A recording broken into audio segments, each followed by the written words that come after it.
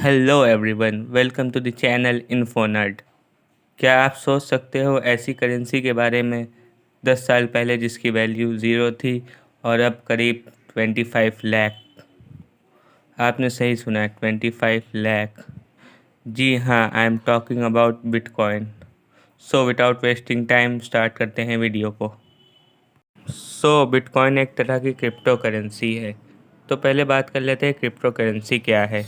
इसकी डेफिनेशन देखें तो a crypto currency is a digital asset design to work as a medium of exchange where in individual coin ownership records are stored in a ledger existing in a form of computerized database using strong cryptography to secure transaction records, to control the creation of additional coins, and to verify the transfer of coin ownership। Simply बात करें तो ये एक तरह की digital currency है जिसकी information computer databases में स्टोर्ड रहती है। इसका कोई फिज़िकल फॉर्म नहीं है जैसा कि करेंसी या नोट और कॉइन का होता है। ये डेटाबेस है जिसमें क्रिप्टो करेंसी स्टोर्ड रहती है। वो स्ट्रॉन्ग क्रिप्टोग्राफी की मदद से हाईली सिक्योर्ड होता है। देखा जाए तो क्रिप्टो करेंसी बना है दो वर्ड से मिलकर, क्रिप्टो और करेंसी। करेंसी की मीनिंग तो आप जानते ही होंगे। क्रिप्टो वर्ड आया है एन्क्रिप्शन से। बेसिकली एन्क्रिप्शन एक ऐसा प्रोसेस है जो रीडेबल इंफॉर्मेशन जिसकी मीनिंग समझी जा सकती है उसको अनरीडेबल फॉर्म में कन्वर्ट करता है। इनको एनक्रिप्टेड इंफॉर्मेशन को सिर्फ वही रीड कर सकते हैं जिनके पास सीक्रेट डिक्रिप्शन की या कोड हो।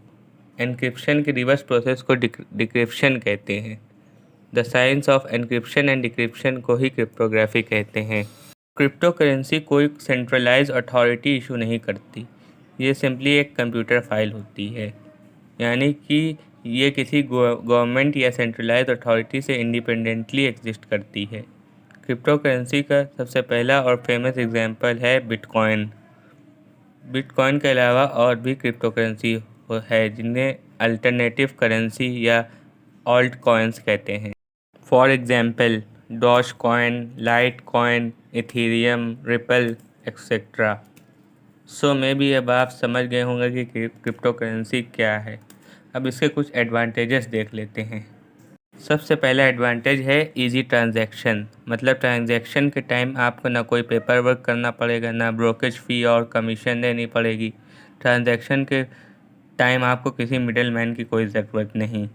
सिक्योर्ड नेटवर्क पे 1-to-1 ट्रांजैक्शन होगा। दूसरा, आप किसी भी एसेट को की ओनरशिप को बिटकॉइंस में पे करके ख़रीद सकते हैं with no paper work and very low transaction fee. Next, आपका फाइनेंशियल डाटा सिक्योर रहेगा। जैसे डेबिट या क्रेडिट कार्ड इंफॉर्मेशन बैंक से लीक हो जाती है हैकिंग या अदर मेथड्स से, इसमें ऐसा कोई ख़तरा नहीं है। इसके अलावा और भी बहुत एडवांटेजेस हैं, लेकिन फिर भी कुछ कंट्रीज़ जैसे कि यूएसए, कनाडा, ऑस्ट्रेलिया और यूरोपियन कंट्रीज़ को छोड़ दें तो चाइना, रशिया, पाकिस्तान और बहुत सी कंट्रीज़ में ये इलीगल है। इवन हमारे इंडिया में भी इसे एज ए लीगल करेंसी नहीं माना जाता, बट इलीगल भी नहीं है क्योंकि इसके डिसएडवांटेजेस भी हैं। क्रिप्टो करेंसी इलीगल ट्रांजैक्शन के लिए भी यूज़ की जा सकती है क्योंकि इस पर कोई सेंट्रलाइज कंट्रोल नहीं है। डार्क वेब पे इलीगल ड्रग, वेपन्स और बहुत सी इलीगल एक्टिविटीज़ के लिए इसका यूज़ होता है। नेक्स्ट, क्रिप्टो करेंसी माइनिंग में lot of computer power and electricity input चाहिए होता है। माइनिंग का सिंपल मतलब है इसकी ट्रांजैक्शन करना। इसके अलावा ये फ्यूचर में गवर्नमेंट की मनी इशूइंग एबिलिटी को ख़त्म कर देगी, इसलिए बहुत सी कंट्रीज़ की गवर्नमेंट इसको अपोज करती। चलो अब बिटकॉइन के बारे में बात कर लेते हैं। बिटकॉइन वर्ल्ड की लार्जेस्ट और सबसे पहली क्रिप्टो करेंसी है। ईयर 2009 में सटोशी नाकामोटो नाम के पर्सन या ऑर्गेनाइजेशन ने इंटरनेट पे एक आर्टिकल पब्लिश किया। इसमें वही आइडियाज़ थे जो आज बिटकॉइन का रूप ले चुके हैं। सटोशी नाकामोटो की आइडेंटिटी अभी भी मिस्ट्री है।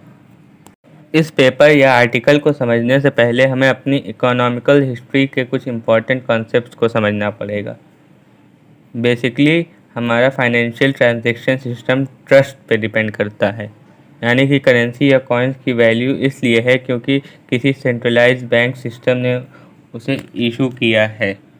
फॉर एग्ज़ाम्पल 200 के नोट की वैल्यू इसलिए है क्योंकि आरबीआई ने इसे इशू किया है और गवर्नर ने यह गारंटी दी है अपने सिग्नेचर के साथ कि मैं धारक को 200 रुपये अदा करने का वचन देता हूँ। मतलब कि हमारी करेंसी की वैल्यू तभी है जब तक गवर्नमेंट उसकी वैल्यू रखती है। नवंबर 2016 याद है, डिमोनेटाइजेशन, नोटबंदी, एक ही झटके में 500 1000 के नोट्स की वैल्यू ख़त्म कर दी थी गवर्नमेंट ने। तो सतोशी का बेसिकली यही आइडिया था कि ऐसी करेंसी होनी चाहिए जिसकी अथॉरिटी सेंट्रलाइज सिस्टम के पास ना हो। चलो अब बिटकॉइन की वर्किंग देख लेते हैं। वैसे इसकी प्रॉपर वर्किंग समझने के लिए आपको एडवांस मैथमेटिक्स और कंप्यूटर साइंस आनी चाहिए। बेसिक देखा जाए तो सारे बिटकॉइन ट्रांसफ़र का एक पब्लिक अकाउंट होता है जिसे लेजर अकाउंट कहते हैं। इसकी कॉपी हर एक सिस्टम के पास होती है जो बिटकॉइन नेटवर्क का हिस्सा है। इन सिस्टम को ब्लॉक कहते हैं और माइनर्स का काम होता है इन्हीं ब्लॉक्स को ऑपरेट करना। यानी कि एक ट्रांजैक्शन को सभी ब्लॉक्स वेरीफाई करेंगे, उसके बाद ट्रांजैक्शन कंप्लीट होगी। इसके लिए माइनर्स को बिटकॉइन का कुछ हिस्सा रिवॉर्ड के तौर पर मिलता है। इसे ब्लॉकचेन सिस्टम कहते हैं। अब बात कर लेते हैं इसकी वैल्यू की। इसकी करंट वैल्यू है 35,626.10 यूएस डॉलर्स, यानी कि 26,08,963.43 इंडियन रुपीस। लेकिन इसकी इतनी वैल्यू है कैसे? So bitcoin is like a commodity.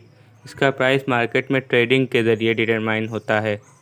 Simply बोले तो how much someone is willing to pay for that bitcoin.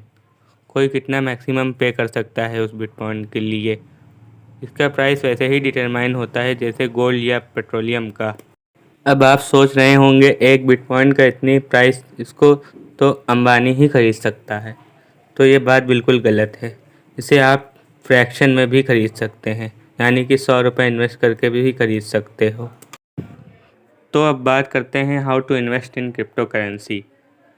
तो कॉइनस्विच क्यूबेर नाम का एक ऐप है, इससे आप 100 अलग अलग क्रिप्टो करेंसीज़ पे इन्वेस्ट कर सकते हैं। मिनिमम 100 रुपीज़ इन्वेस्टमेंट कर सकते हैं आप। और बिलीव मी, इसकी मार्केट वैल्यू फ्यूचर में बढ़ने ही वाली है। लेकिन इन्वेस्टमेंट के साथ रिस्क तो होता ही है, but as a experiment try कर सकते हैं आप। ऐसे ही स्ट्रेंज और कूल वीडियोस देखने के लिए सब्सक्राइब करें इन्फो नर्ड को। And don't forget to like, comment and share. Thanks for watching.